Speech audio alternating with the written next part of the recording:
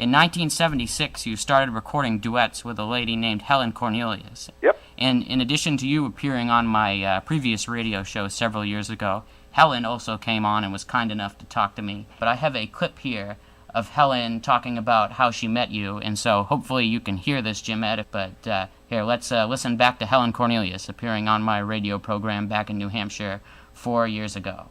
So Good. Here's Helen. Jim Ed really did not want to record with me because he had been, with his sister Maxine, and then when Bonnie, his sister, was with him, and then when they retired, it's just very, very difficult for the people. They don't like for you taking something away from them that they have loved.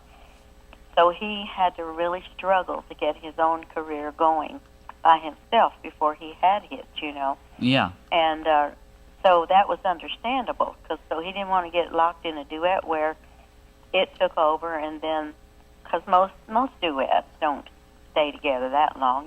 Most of them are 3, 4, 5 years, and then, you move on to your own career. And so, I understood his thoughts there. But anyway, they talked him into it. I flew down and actually met him in the studio. And I was just as green as a gourd from Hannibal, Missouri. I'd never been anywhere. And I walked in with the musicians, and everybody didn't know anything that was going on, but we recorded I Don't Want to Have to Marry You. And the B-side of it was Have I Told You Lately That I Love You? And they released it, and 3 months later it was the #1 song in the nation. All right, Jim Ed, could you hear that all right? I did. All right, perfect. That was just for anyone just tuning in. That was a clip of Helen Cornelius appearing live with me 4 years ago on my program, my previous program up in New Hampshire. And so how much truth is there in what Helen was telling us, Jim Ed? Well, there's a lot. That's all true, yeah, But I had forgotten that you hadn't met Helen until she came into the studio, like she was just telling us. So Had not. how did your producer introduce you to Helen beforehand? I mean, was it through her music or just by word of mouth? Had you listened to demo tapes? No, he found a song, and he wanted to do the song as a duet, and he had been interested in her and some of her songs that she had written and sung and all. And whenever he got the song, he thought of me, and then he thought of her, and he called her and asked her to come to town, and she did, and we met in the studio and recorded I Don't Want to Have to Marry You. Sometimes I've heard in interviews artists say that when they first start singing together, there's some type of chemistry. Was there that chemistry immediately, or did it take a little bit of time to sort of develop the cues and the sound that would become so signature for your recordings together? I would say that it was immediate. It came through right on the recording, and we didn't have time. We didn't have time to work on anything. And that first single that Helen mentioned, I Don't Want to Have to Marry You, it went right to #1. Right. So I guess that probably wasn't a surprise to you at that point after what you were telling me about the session and how it went.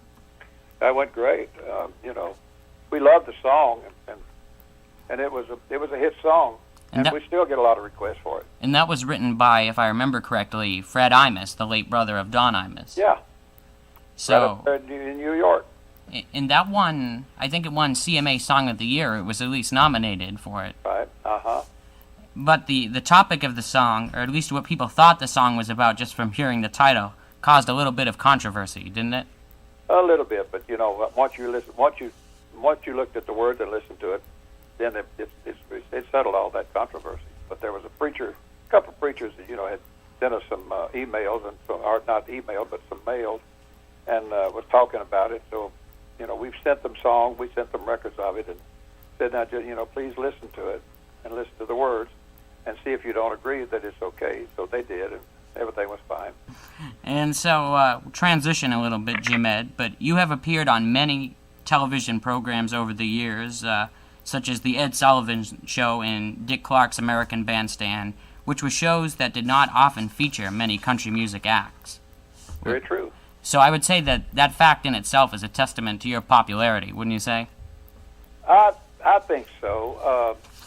We did, well, not only Ed Sullivan and Dick Clark, but we also did the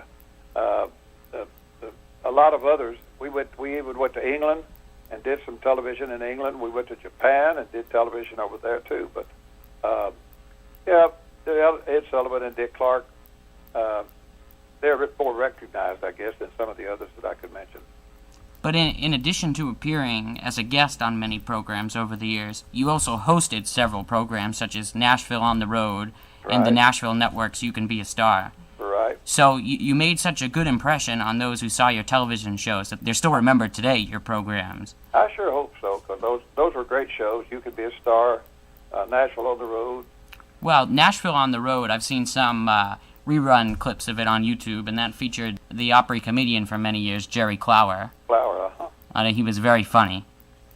He was a great artist, great person.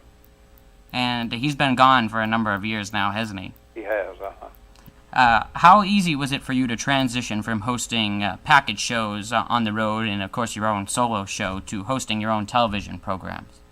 Well, I didn't. You didn't have to change anything there. You know, it's just because I still do, you know, package shows on the road sometimes, and I host them, and I still do television every once in a while.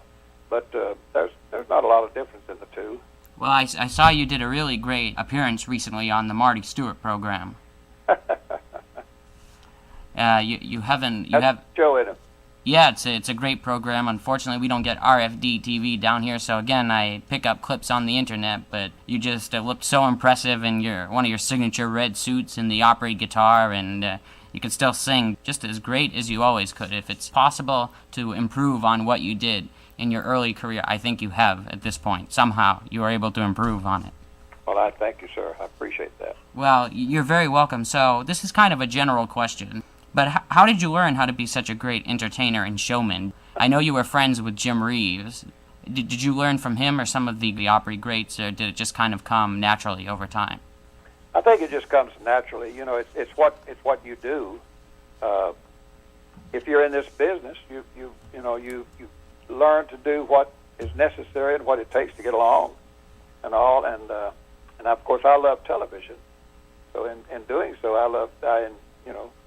I tried to learn how to host a television show and keep it moving, and also, you know, package shows too. But television was it was another vehicle, and I enjoyed television. I still enjoy television.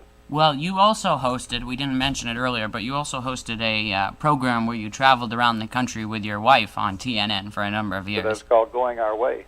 Going Our Way, and you traveled around in an RV, correct, and went to different sites across the country. Yeah, we went to where most tourists go to. So did you do any performing on that show, or was that strictly just really. sightseeing?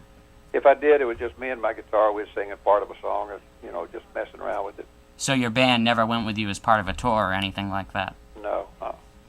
And so going back to You Can Be a Star, if we could for a moment, many singers who actually would become stars appeared on that program, such as, just to name a few, Kathy Mattea, Jody Messina, and maybe most famously Alan Jackson.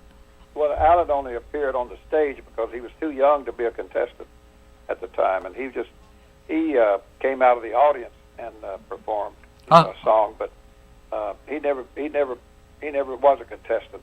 So was that just a spur of the moment thing that he happened to be there? Because I know he worked as the TNN TNN mailroom at the time. That was a spur of the moment thing. And so, but you must take some pride in having taken a part in presenting so much new talent to a national audience for the first time. Well, there was a lot of songwriters that were on there that's still in Nashville and writing songs, and some good ones, and some other artists too.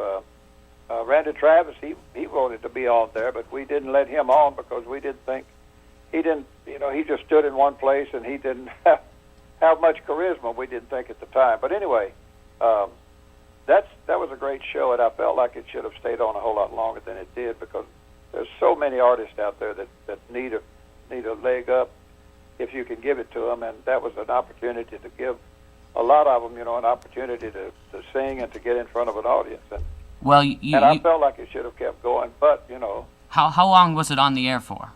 6 years.